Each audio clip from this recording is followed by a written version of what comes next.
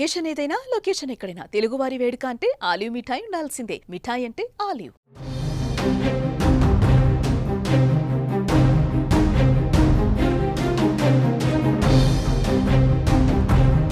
భారత్ పాకిస్తాన్ల మధ్య ప్రస్తుతం యుద్ధ వాతావరణం నెలకొన్న విషయం తెలిసిందే. పాక్ శనివారం కాల్పుల విరమణ ఒప్పందం చేసుకుందని వార్తలు వచ్చాయి. దీన్ని ఇండియా కూడా ధృవీకరించింది. అలా ఓ గంట గడిచిందో లేదో పాక్ తన వక్రబుద్ధిని మరోసారి చూపించింది. సరిహద్దు ప్రాంతాలలో దాడులకు తెగబడి నమ్మక ద్రోహం చేసింది. దీంతో ఇరు దేశాల మధ్య ప్రస్తుతం ఉద్రిక్త పరిస్థితులు నెలకొన్నాయి. ఇదిలా ఉంటే బీసీసీఐ పాకిస్తాన్కు గట్టి షాక్ ఇవ్వనుందని తెలుస్తోంది. ఇండియన్ ఆర్మీ ఇచ్చిన దెబ్బతో కోలుకోలేని స్థితిలో ఉన్న పాక్కి మరో షాక్ ఏంటని ఆలోచిస్తున్నారా?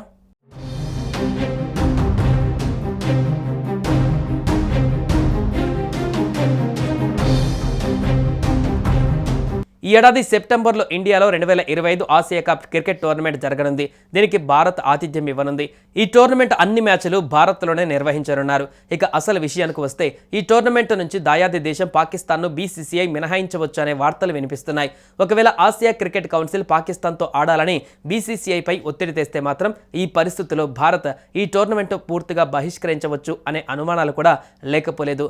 భారత పాక్ మధ్య ఉన్న ప్రస్తుత యుద్ధ వాతావరణమే దీనికి ప్రధాన కారణమని చెప్పవచ్చు. ఒకవేళ ఇది గనక నిజంగా అయితే పాకిస్తాన్కి మరో షాక్ తగిలినట్లేనని క్రికెట్ అభిమానులు చర్చించుకుంటున్నారు.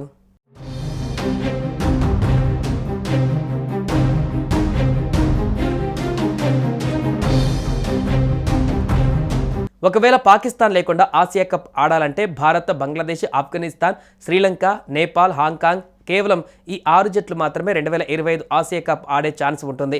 ఇక 2012 నుంచి భారత్, పాకిస్తాన్ల మధ్య ఎటువంటి ద్వైపాక్షిక సిరీస్లు నిర్వహించలేదు. పాకిస్తాన్ 2012లో చివరిసారిగా భారతదేశాన్ని సందర్శించింది. ఇక 2025లో జరిగిన ఐసీసీ ఛాంపియన్స్ ట్రోఫీ గ్రూప్ మ్యాచ్లలో భారత్, పాకిస్తాన్ మైదానంలో చివరిసారిగా తలపడ్డాయి. ఆ మ్యాచ్లో భారతదేశం పాకిస్తాన్ను చిత్తుగా ఓడించి షాక్ ఇచ్చింది. మరి ఈ ఏడాది జరగనున్న ఆసియా కప్ టోర్నమెంట్లో బీసీసీఐ పాకిస్తాన్ను తప్పిస్తుందా లేదా అనేది చూడాలి. మరి